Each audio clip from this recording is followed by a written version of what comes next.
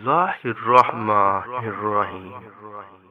Skills and knowledge کے ناظرین السلام علیکم۔ آج کی اس ویڈیو میں ہم حلیمہ سعدیہ کا وہ واقعہ بیان کرنے جا رہے ہیں جس میں انہوں نے حضور صلی اللہ علیہ وسلم کو گود لیا تھا۔ آج ہم اس کا پارٹ 2 بیان کرنے جا رہے ہیں۔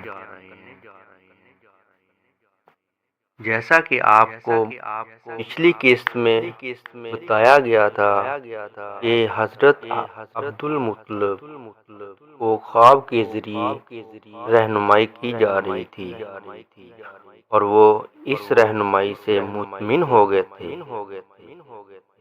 اس کے دل میں غم کا جو غبار تھا وہ دھل گیا تھا اور انہیں پتہ چل گیا تھا کہ یہ عورتیں ہمارے بچے کو نہیں چھوڑ رہی بلکہ قدرت کی طرف سے ان کو رد کیا جا رہا ہے۔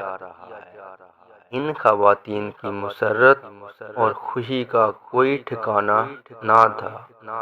وہ عمرہ کے بچے گود لے کر بے حد مسرور تھی اور کر رہی تھی کہ ان کا سفر رائے گاہ نہیں گیا۔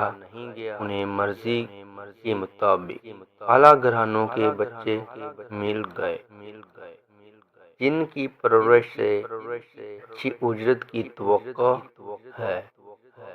جب حلیمہ وہاں پہنچی تو وہ تمام بچے حاصل کر چکی تھیں۔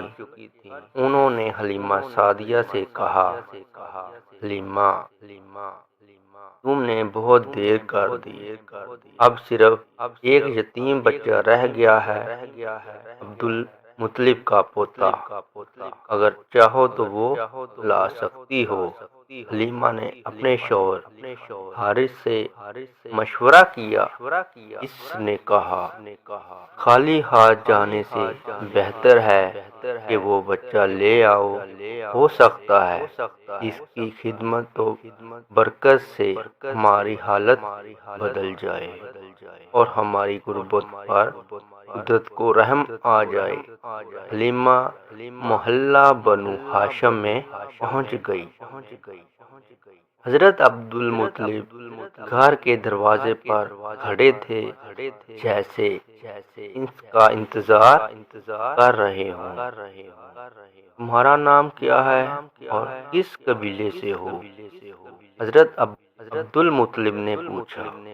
میرا نام حلیمہ ہے اور قبیلہ بنو سعد سے میرا تعلق ہے۔ حلیمہ نے جواب دیا۔ یہ نام سن کر حضرت عبد المطلب مسکرائے جس کی انہیں بشارت دی گئی تھی۔ وہ خود ہی آ گئی۔ آپ نے خوش دلی سے اس کا استقبال کیا۔ حلیم اور سعادت پر کرتے ہیں اور دلالت کرتے ہیں۔ کیا تم اس یتیم بچے کی پرورش کرنا پسند کرو گی؟ قدرت کا شاہکار بے مثال بچہ ہے۔ اندر جاؤ، برکتوں اور سعادتوں کو اپنی باہوں میں سمیٹ لو جو تمہاری منتظر ہیں۔ حلیمہ دھڑکتے دل کے ساتھ اندر داخل ہوئی۔ سب سے پہلے خوشبو کے جھونکوں نے اس کا استقبال کیا۔ وہ دلاویز خوشبو سے محصور بے خود ہو گئی۔ دل کو سنبھالا، آگے بڑھی، دیکھا کہ سبز ریشمی بستر پر سفید شفاف روئی کا لباس پہنے کونین کا شہزادہ سویا ہوا ہے اور اس سے خوشبو کی لپٹیں آ رہی ہیں۔ ام ایمن اسے نومولود کے پاس لے گئی کیونکہ وہ ہی اس کی خدمت پر مامور تھی۔ حلیمہ حیران و دم مخود رہ گئی۔ عقیدت نے پاؤں پکڑ لیے، محبت نور بن کر دیدہ و دل میں اتر گئی۔ ہوش نہ رہا کہ کیا کرے، اتنا حسن و جمال اور راب و جلال آج تک اس نے کسی بچے میں نہیں دیکھا تھا۔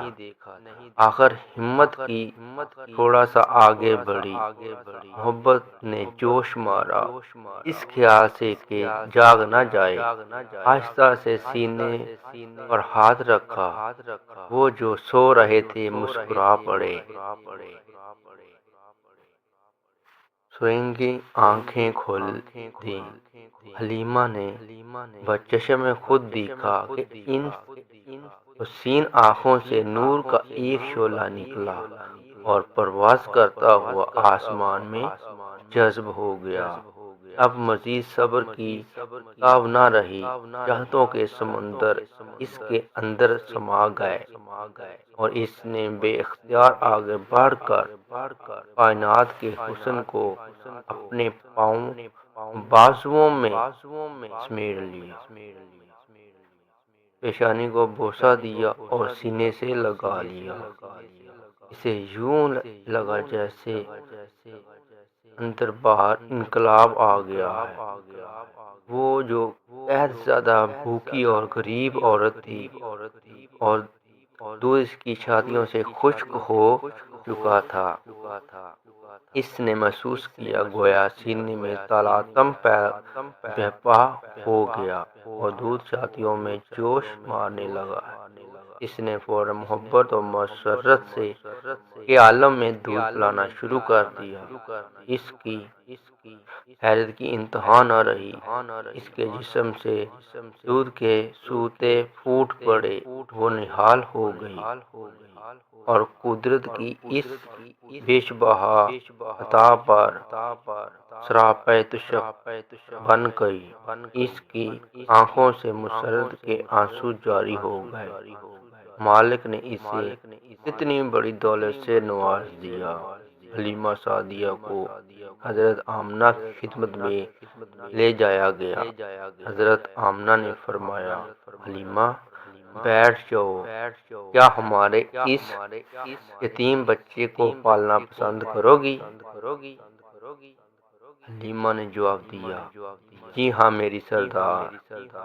حضرت آمنہ نے فرمایا، لیکن میرے پاس اس کی اجرت کے لیے زیادہ مال و دولت نہیں ہے، بس اللہ تعالیٰ ہی تجھے تیری خدمت کا اجر عطا فرمائے گا۔ حلیمہ نے جواب دیا، میری سردار، آسمان والا بڑا کریم ہے، اس کی عطاؤں اور برکتوں میں کوئی کمی نہیں۔ حضرت آمنہ نے پھر فرمایا، مجھے خدشہ ہے کہ میں تمہارا حق واجب ادا کر پاؤں گی یا نہیں۔ اس پر حلیمہ نے عرض کیا، آپ مطمئن رہیں، خدا کی قسم میں اسی اجرت کے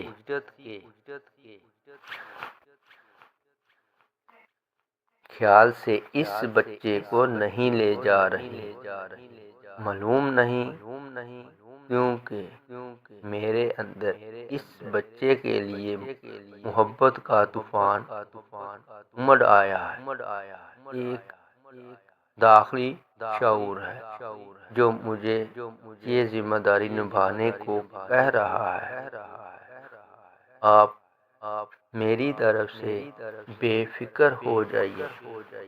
حضرت آمنہ مطمئن ہو گئیں اور پوچھنے لگیں، اب بتاؤ تم کون ہو اور کس قبیلے سے ہو؟ حلیمہ نے جواب دیا، میں حلیمہ بنت ذؤیب ہوں، میرا قبیلہ بنو سعد بن بکر بن اوازن ہے اور میرے شوہر کا نام حارث بن عبد العزی ہے۔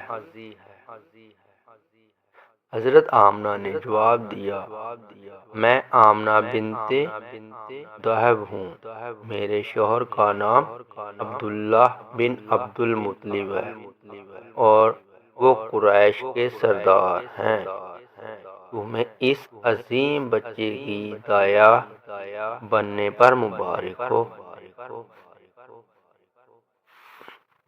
حلیمہ نے اجازت لی اور شاہ کونین کے روپ میں کونین کے خزانوں کو سینے سے چمٹائے اپنے شوہر حارث کے پاس آ گئی۔